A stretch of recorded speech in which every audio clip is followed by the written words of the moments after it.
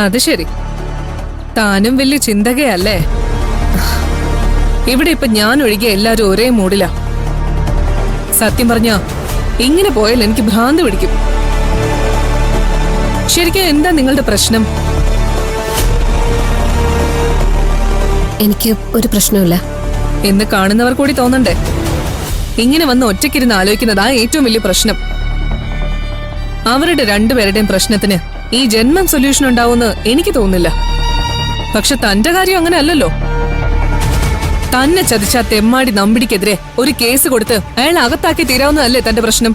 അങ്ങനെ ഒരു ആഗ്രഹം എനിക്കില്ല ഇസ്ര. പിന്നെ ഇത്രയും വലിയ ദ്രോഹം ചെയ്ത അയാളെ വെറുതെ വിടാനോ? വെറുതെ വിടുമെന്ന് ഞാൻ പറഞ്ഞു.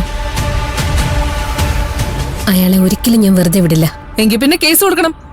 കേസ് കൊടുത്ത് ഞാൻ അയാളെ അകത്താക്കിയ കൈവിട്ടു പോയ എന്റെ ജീവിതം എനിക്ക് തിരിച്ചു കിട്ടോ? എന്റെ വയറ്റിൽ കിടക്കുന്ന കുഞ്ഞിനെ ചൂണ്ടിക്കാണിക്കാൻ ഒരു അച്ഛനെ കിട്ടോ? കൃഷ്ണപ്രഭേ,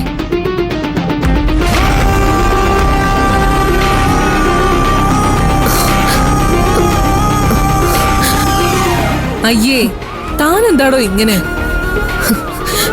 നിങ്ങൾ എല്ലാരും എന്നോട് ക്ഷമിക്കണം. എനിക്ക് ഇങ്ങനെ ആവാനേ പറ്റൂ. അയാളെ കണ്ടുപിടിച്ച് കഴിഞ്ഞതെല്ലാം മറന്ന് അയാളുടെ എല്ലാ തെറ്റുകൾക്കും മാപ്പ് കൊടുത്ത് പുതിയൊരു ജീവിതത്തിലേക്ക് അയാളെ മടക്കിക്കൊണ്ടുവരാനാണ് ഞാൻ ആഗ്രഹിക്കുന്നത്. നന്നാക്കിയെടുക്കാൻ കഴിയുന്ന ഉറപ്പുണ്ടായിട്ടൊന്നുമല്ല. എന്നാലും അതിന് ശ്രമിക്കുന്നതിൽ തെറ്റില്ലല്ലോ.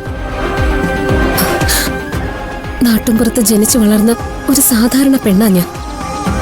കാലത്തുണർന്ന് കുളിച്ചീറൻ തോറും മുമ്പ് കുടുംബക്ഷേത്രത്തിൽ പോയി പ്രാർത്ഥിച്ച് ദിവസാരംഭം കുറിച്ചിരുന്നൊരു ശരാശരി പെണ്ണ്. അതുകൊണ്ട് എന്നെ പറ്റിക്കാൻ എല്ലാവർക്കും വളരെ എളുപ്പമായിരുന്നു. കാലം എന്നെ ദയയില്ലാതെ തട്ടിത്തെറിപ്പിച്ച് എങ്ങോട്ടേക്കോ ചിതറി എറിഞ്ഞു. നശിച്ചിടം കൊണ്ട് തന്നെ നന്നാവണമെന്നായിപ്പോ എന്റെ തീരുമാനം.